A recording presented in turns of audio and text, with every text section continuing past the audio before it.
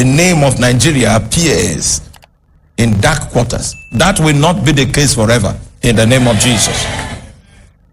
I'm not talking about a Nigerian in Port Harcourt, a Nigerian in South Africa. So the guy exported the ways of the deity. In what traveling bag did he carry the spirit from the airport, Murtala Mohammed Airport, Lagos, to South Africa, and established that order of priesthood there, and was getting patronage from pastors?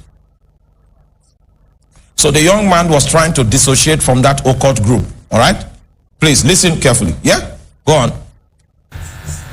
Ministry and everything that he was involved into, because he was trying to live in an occultic group or network he was initiated into. He joined an occultic group and got initiated into this satanic network while he was a minister of God, and ever since he then was tormented by demonic spirits and went everywhere looking for help, but no minister could deliver him. Then in July 2020, he confessed to me and told me the whole story of how he, what he did and how he was initiated into the satanic group because he wanted church growth. After I heard everything, I really did not know how to reconcile such a brother back to the Lord, as the case was new to me. But then I asked him to pray and confess Psalm 25 and told him I'll pray for him. Apostle, the very same day I knelt to pray for this particular gentleman, I saw the face of the Nigerian pastor who initiated him into this occultic spirit looking at me. I could see it with my eyes closed, the face of this gentleman. I opened my eyes and the image disappeared immediately.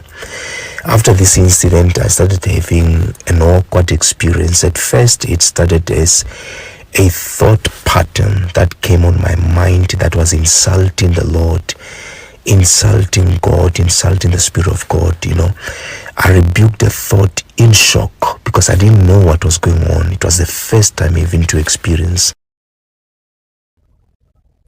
The first symptom that he began to experience the moment he knelt down to begin to pray for the young man was that he saw in his subconscious the image of the Nigerian pastor that was a grandmaster of the occult group.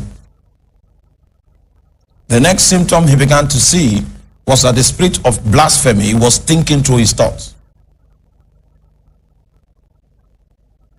Are you there?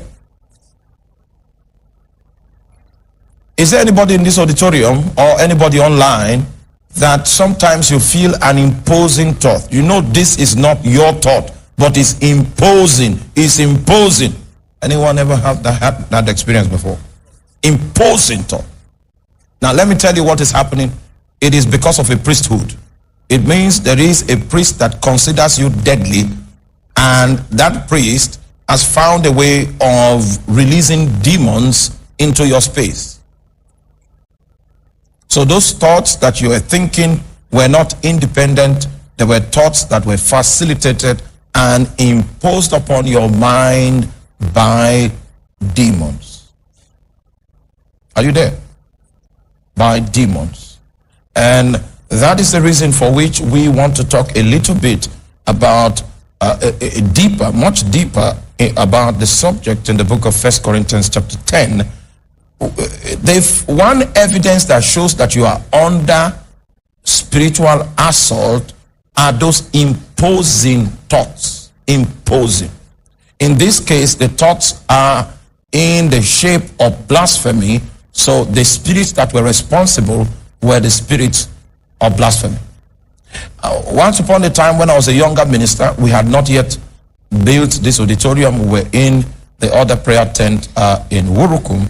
Then this lady shows up for counseling, and she bullied all the protocol and bullied her way into my office. And I asked her to sit down, and then she said she's in trouble. She doesn't understand herself, and she began to tell me, if the thoughts come, she will tell me what she's thinking, and then they are all blasphemies. So I now realize from my little Bible study that it was the spirit of blasphemy that was imposing itself upon her thought life.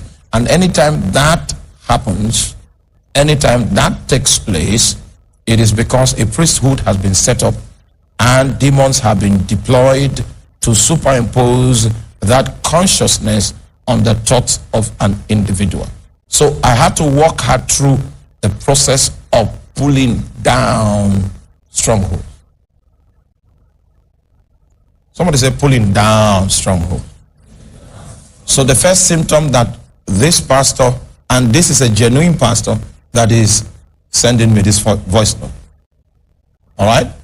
And I informed him that I'll be using his voice note for an analysis session. And that's the reason why I will not mention his name, because one of these days he's going to be here. If you are very sharp and you can retain the sound of his voice, you will hear it again. But, you know, today we need to analyze his condition. Are you still there? Please, media people, always follow this my hand. When you see the hand, it's not so difficult to stop a media stream. It's just to touch, pause. Don't need to pray about it, just pause. Okay? So when I do this way, what do you do? All right, so go on. To experience such a spiritual attack. But when I rebuked the thought, it persisted, for 3 days, full days, and then disappeared. Second thing I'd like to bring to your knowledge is one of the ways that you will know that you are under a spell, and what I mean by a spell is a chain that is not visible. A spell is a fetter that is not visible.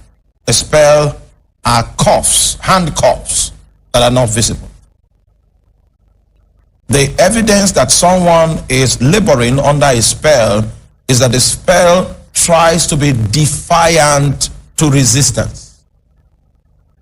So you see, when you notice that you resisted it, you rebuked it, and it refused to go initially, it is an indication of the fact that it is a spell. Are you there? Now I'm going to show you how to deal with such spells.